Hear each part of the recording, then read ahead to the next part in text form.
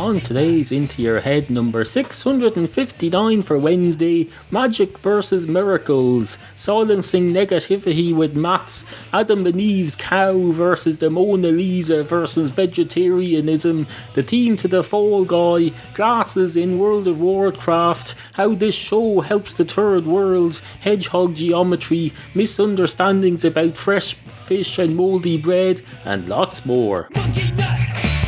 That's what they call them! Monkey nuts! Into your head! Monkey nuts! That's what they call them! Big steaming piles of monkey nuts! Into your head! This is a prelude to the opening segment of today's Into Your Head podcast, for no other reason than that I didn't want to put it in at the end. I've already done an end, and I didn't want to stick it in the middle somewhere, so I just thought I'd stick it in at the beginning, an extra minute or two of content, just for the sake of quantity. Really, quantity is still important. You may well say quality over quantity and quantity over quality. How about a bit of both? A bit of both, that's what I say. A bit of both. Salt and pepper. You put a bit of salt. If you put too much salt or something in, people will say, oh, I like salt, so that's fine, but there's no pepper. So if you put a bit more pepper in as well, then they'll think, oh, that's very well seasoned. And then you'll win MasterChef. The absolutely fantastic. That's the one way they always slip. I've been watching a lot of these MasterChef TV competitions recently, and they all know how to cook all their stuff very well, and it seems to be the only problem they can ever find, the judges have, is that there's not enough salt or not enough pepper. In my day, you used to put the salt on the table in a little thing that was so simple, even a non-chef who's just sitting there eating in a restaurant could use it. You pick it up and you turn it upside down and you shake it a bit until enough came out to make enough saltiness apply to your food, and you can do the same with pepper. Although the fancier places you have a pepper thing where you scroll it around and it squashes the pepper or something. I don't know. It's like the peporial equivalent of a manually operated. I can imagine if coffee machines were like that. If you had a coffee machine and it says, please turn this handle first, put in this coin and then turn this handle 20 times to grind the coffee. No, you wouldn't accept that in any sort of, even in the cheapest of canteen restaurants. But no, if they say, here's a pepper thing, you have to rotate it to grind the pepper, you say, feck off, what do you want me to make my own mashed potatoes as well? No. But no, when you go on a frigging MasterChef and you cook your food to perfection, the fella picks it up on his fork and has a taste and says, oh, it's very well cooked, cooked to perfection, and all those flavours work together. It's just not enough salt on it. There's not enough frigging salt, so you're going to be docked points from that, because I don't know how to put salt on my food. Well, I do, but I'm assuming the people who you'd normally be serving this to, if I wasn't the judge here, aren't able to use a salt cellar. Give me a fucking break. Anyway, on with the beginning of the show. We've a lot to get on with today. Items that need to be attended to, issues that need to be addressed, topics. Oh, topics. We've got lots and lots of topics. We're positively booming to the seams with topics. We've got topics coming out of this mouth. This fully equipped mouth. Missing a few teeth perhaps, but still fully functioning. You don't have to have all your teeth for your mouth to operate properly. All you need basically is a tongue and a throat and some external factors such as air and sound waves. Are they an external factor? No, you just push them. I don't know the exact physics of it. Suffice to say, we've got a mouth and we've got everything we need to make a podcast. All you need is a mouth and an international network of computers all joined up together. That's pretty much it. There's no equipment required whatsoever. Then you just need something to say.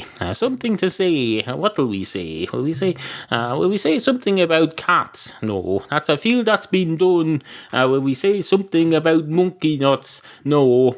What will we say? I don't know. I'm all out of stuff to say. It's been a minute and 20 seconds. Usually I've got going by now, but no. Having a slow patch here, a bit like one of those slow releasing nicotine patches, but they're supposed to be good for you. This kind of slow patch here isn't good for you. It's bad for content. I can tell you it's bad for listenership figures. There's people turning this off right round the country now. They're going, I'm not listening to this crap. It's in nearly 2 minutes now. He hasn't said a fucking thing. And no shows no hope of improving whatsoever. Well, that means you're a pessimist and you're a defeatist. You have a defeatist attitude. You're the kind of person who should be kicked out of this country and sent off to live in some Eskimo land where it gets dark at 3 in the afternoon and you have to go to bed until September, and then you get up for a bit of sunlight and you see a hedgehog and you steal some of its nuts, and that's all you live off. No, have a bit of positivity in you. Have a bit of positivity. Shouldn't be possible to be negative. Negativity involves a theoretical number. A theoretical minus numbers are all theoretical. There's no such thing as minus anything. So in theory, it should be physically impossible to be negative about anything, unless you're just a fucking concept, which you're not. You're not a fucking concept. You're a human being. So get your shit together and let's get our shit together. And besides which, if we're both negative, negative times negative equals positive. Does that ever occur to you? You paid so much attention in school that you heard all about the negative stuff. Oh, you picked up all the negativity and the shittiness, but you never heard the bit where they say, oh, if you multiply a negative number by a negative number, guess what? It magically turns into positivity. But no. If you had built into your soul, be negative. I'm surprised you're not a Satanist at this rate. Goes hand in hand. Negative numbers goes hand, although he's got 666 as the minus number. If you don't mind, I'm going to fade myself out there. Not this current me. You'll still continue to hear the current me at the current volume, but I'm going to fade the previous me out, because he's had his chance there. He did his best. Bless him. He tried to make hay while the sun shines. Unfortunately, the sun wasn't shining, so it doesn't work out for him. You can't make hay while the sun shines. You have to just plant some hay seeds in the ground and let them grow over time. Hay doesn't work like that. It's not like the monkeys or the fall boy, the fall guy. Something, and then when I went up in the hay, it's only hay. Hey, that's the theme tune from The Fall Guy. It's a 1980s action TV series. In case you're too old or young to know, in case you haven't, you should know all these things. This is all popular culture stuff. It should be straight at the front of your brain. It's the easiest stuff to remember. It's not like it's some boring Latin that you're forced to learn at school. No, this is the stuff off the telly. You should know all this. You should know the theme tune to The Fall Guy. You should know the theme tune to Hill Street Blues. You should be able to come up with a vulgar song to go along with it at any time, because it's an instrumental. It's just a piano thing. It goes do do do do do do do do do do do do do do. At any moment on a night of entertainment with your friends, you should be able to come up with a song to accompany that. You should go, we've got cats, something. So I can't think of any at the moment, but that's because I'm busy doing this. I'm busy trying to string a show together of a Monday morning. I'm not sure if I'm doing very well with it. I've already had to fade myself out once. I'm not really sure about this bit here either, but we'll get there. It's funny you should mention banishing people to Eskimo lands. where I think I said something about stealing from hedgehogs. I meant squirrels. Squirrels are the ones who get their nuts together for autumn, and you're the one you don't go stealing things from a hedgehog. A hedgehog doesn't even have its shit together, never mind its nuts. Anytime I see a hedgehog, it's flat, squashed dead in the middle of the road. Can't even cross the freaking road correctly. No, squirrels are the ones we should look up to. Although I seem to remember in primary school they taught us about hedgehogs one week and squirrels the next, and they treat them as if they were equals. They say, oh, here's the difference between a hedgehog and a squirrel, but they're pretty much equal. We devote a whole class to each one. We get out the little blackboard, the one where you write all the stuff about the hedgehog, and she'd write loads of stuff on that, and you'd copy it down, and you draw a hedgehog, and then you draw a squirrel the next week. The hedgehog, well, you just draw a hedgehog. You could draw one easily with this earlobe cleaner here, if I had something to dip it in of a liquid variety, not water. Let's see, nothing to dip it in. I'll just lick it. I'll just lick this ear thing and I'll draw a hedgehog on my, where will I draw it? On the table here.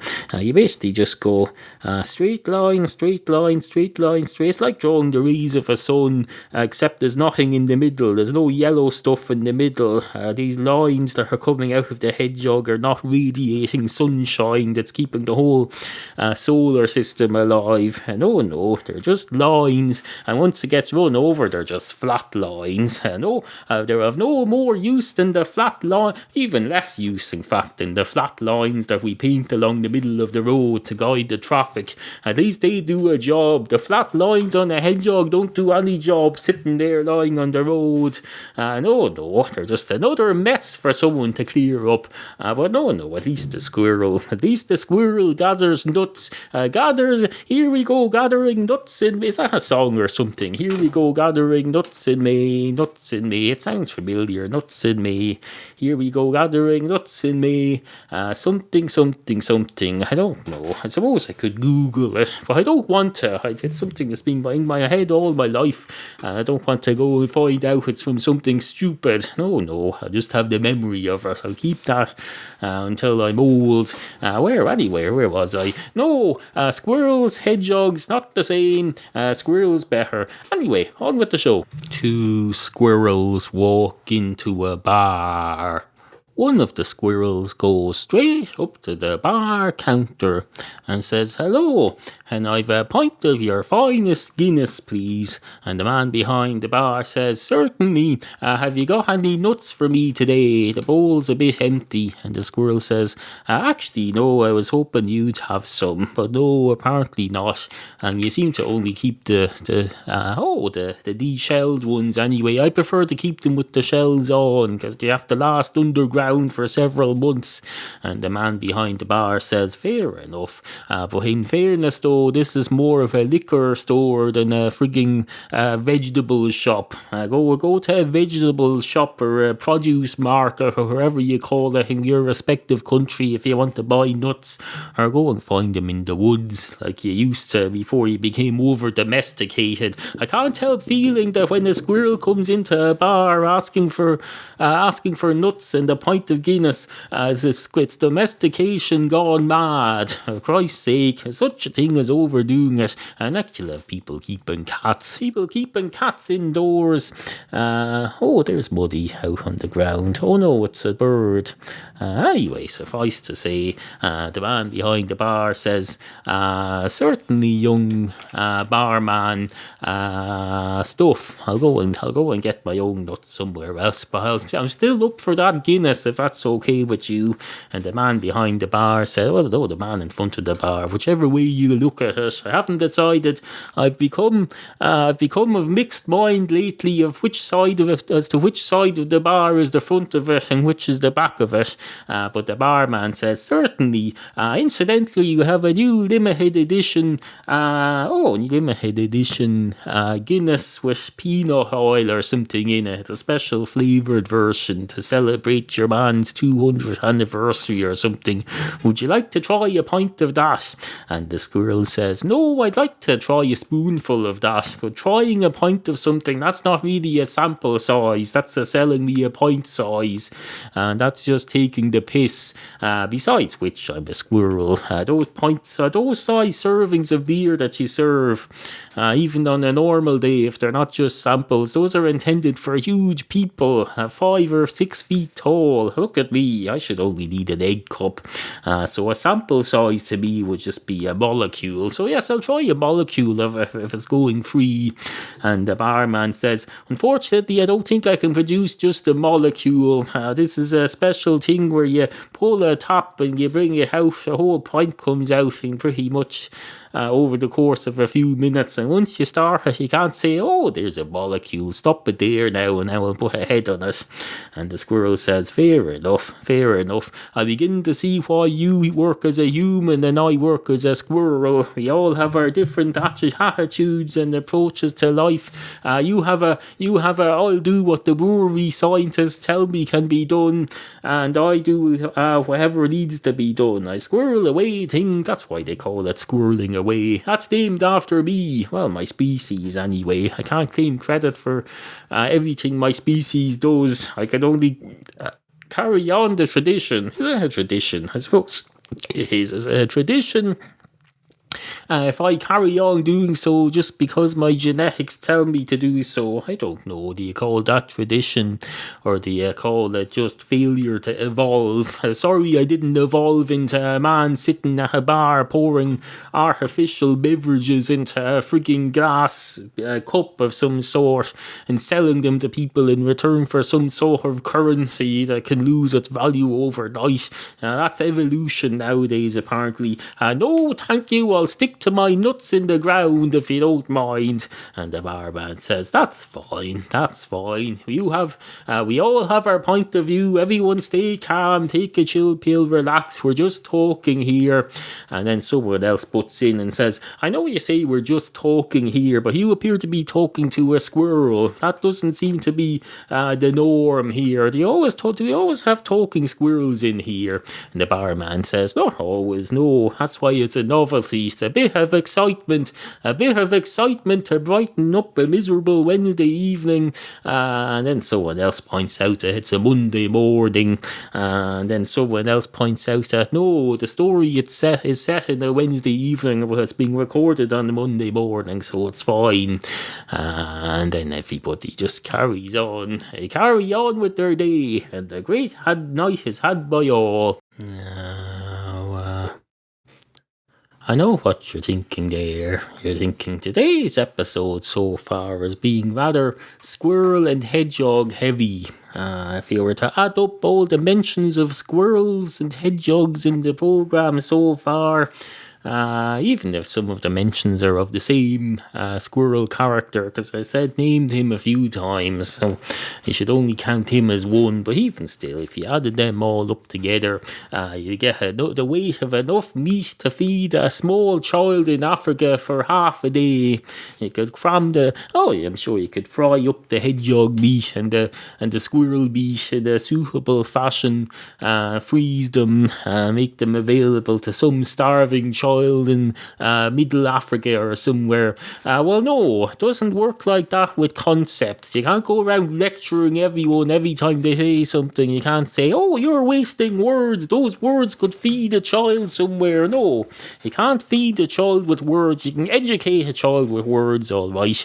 But I'm not wasting these words. If you want to use this podcast to educate a child that you're sponsoring somewhere, feel free to do so. As released under a Creative Commons attribution, no derivatives license. See website for details. So you're free to replay this in front of a small starving African child if you think it'll educate them in some way. The words don't have to go to waste at all. Every word here is being recorded and made available on the internet.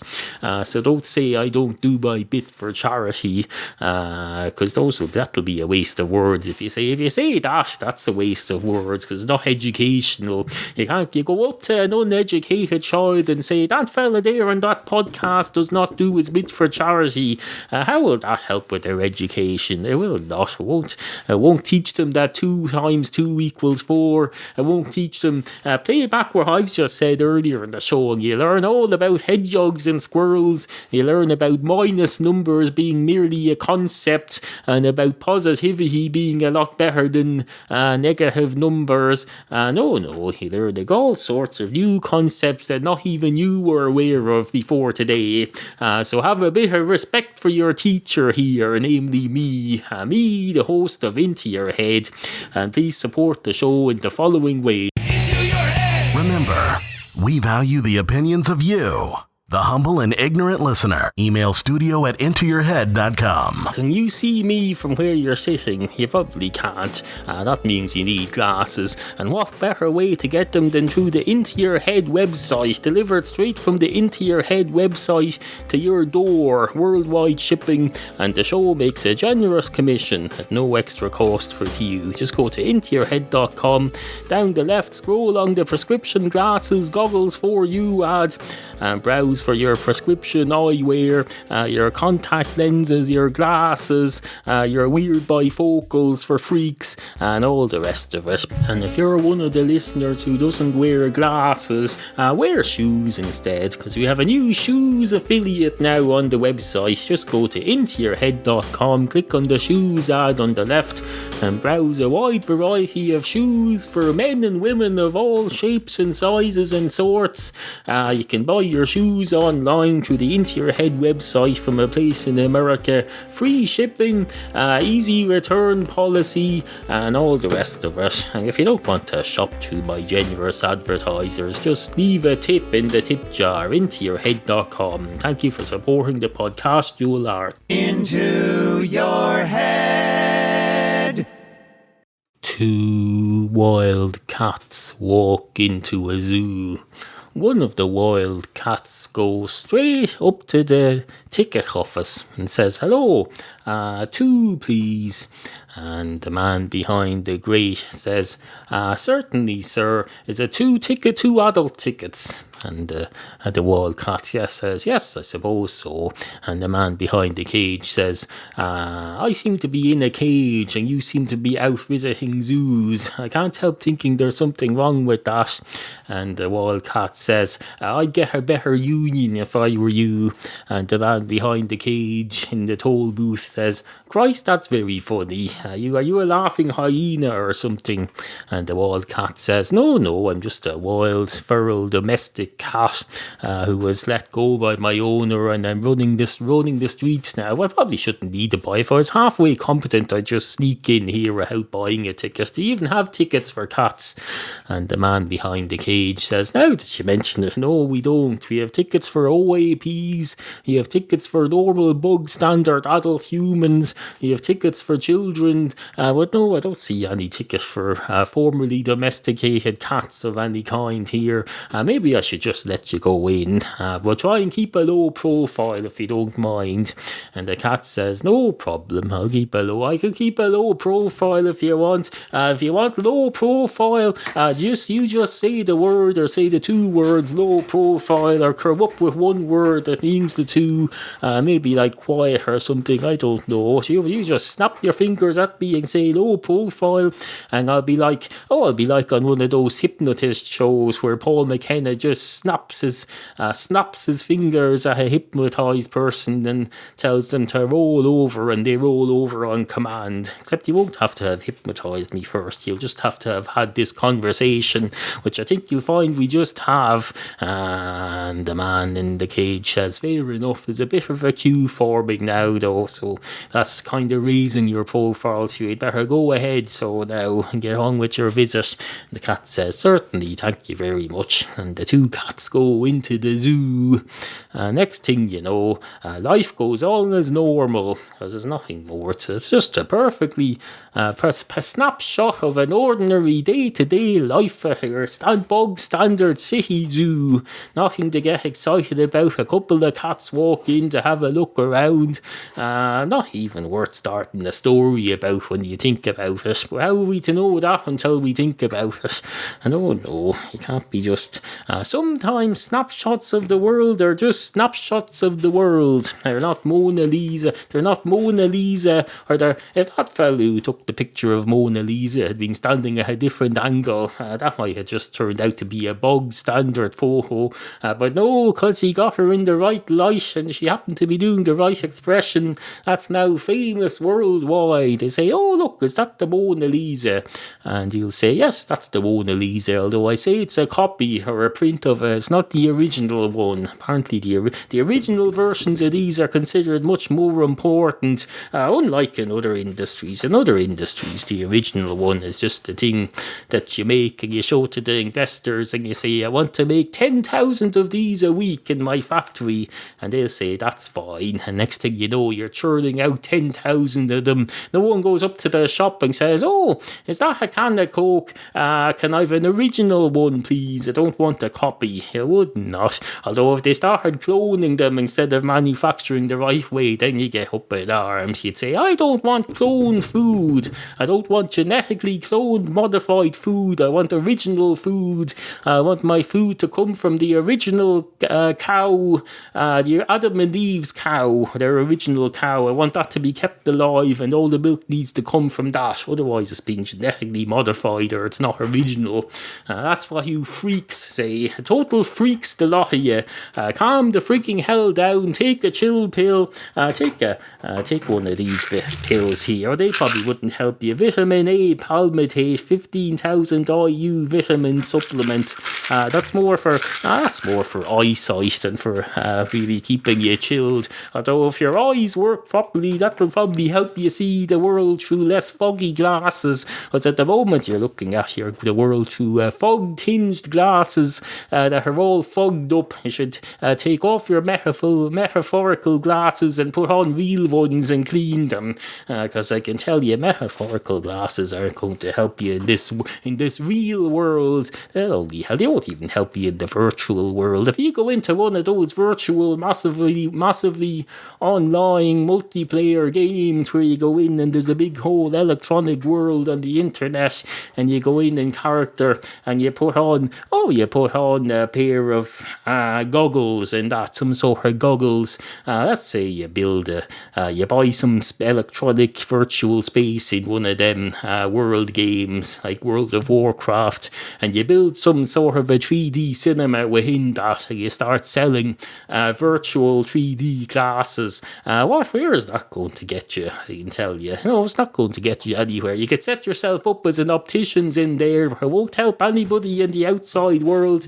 They'll come out into the outside world all cocky with their new glasses, and then they'll realise, oh, I don't even have them now. They're stuck inside their computer. They're just ones and zeros and ones. Be far better getting a few bits of plastic and cutting them into the shapes of ones and zeros and gluing them together, and then getting an optician to put some glass into those. I could make my own frames, all right. I suppose get some, take the brass numbers off my front door. I could use them and bend them a bit, and they'd make a pair of frames. But no, you can't just make a pair of glasses lenses out of nothing. So let that be a lesson to us all. You're listening to Into Your Head, hosted by Neil, Ireland's version of the Octomom. Except he's a dude and has cats. Follow Neil at twitter.com/intoyourheadpod and pretend to like him at facebook.com/intoyourheadpodcast. Now, the rest of this is pretty much just going to be filler, isn't it? Let's be honest with ourselves. We're 24 and a half minutes in. We're not going to start something new, some new profound item here, unless I do by accident, I suppose. Miracles can happen, except they can't. That's why they're called miracles. The whole reason they're called miracles is because they can't happen. They're deemed to be things that can't happen. So if you do something and it's gets declared a miracle by some Jesus-y fella in a hat. He says, "Oh, I've decided that thing that happened to you was a miracle." Then that's the time to get worried, because that means it didn't happen. Didn't happen at all. It was an illusion.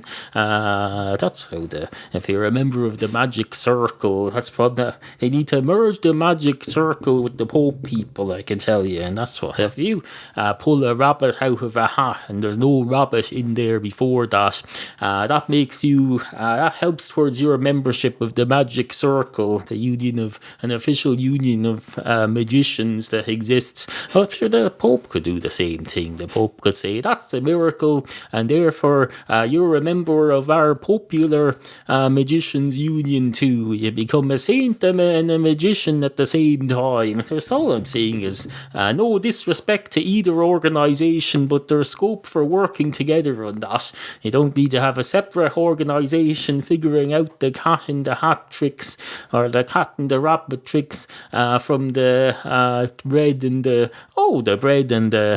the thing with the bread and the fishes. Although you can make bread, can you make fishes? There's a question for you. I remember seeing them in shops once. You get these little fishes in a bag and it says put these in water and they'll turn into some sort of a thing that's like fish, except it's some sort of microorganism. You can do pretty much the same thing with bread, except if you left it that long it will go moldy. If you left bread in a fresh fish tank, I can tell you, for as long as it takes to grow a fish, fish from scratch, the bread will go moldy. No, that's the thing you need. People are always going on about how great fresh fish is. I'll tell you, fresh bread is a lot more important than fresh fish. You can let a fish swim around for weeks upon weeks in the seas and it'll still be fine to eat once you catch it. If you do that with bread, no, it doesn't work. You have to have bread that was born within the last 2 or 3 days, no matter how well it's being kept, unless I suppose you freeze it. But the same could be said about fish.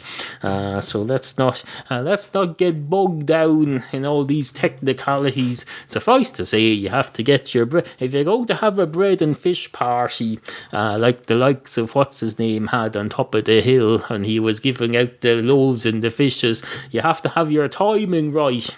That's all I'm saying. Anyway, good morning.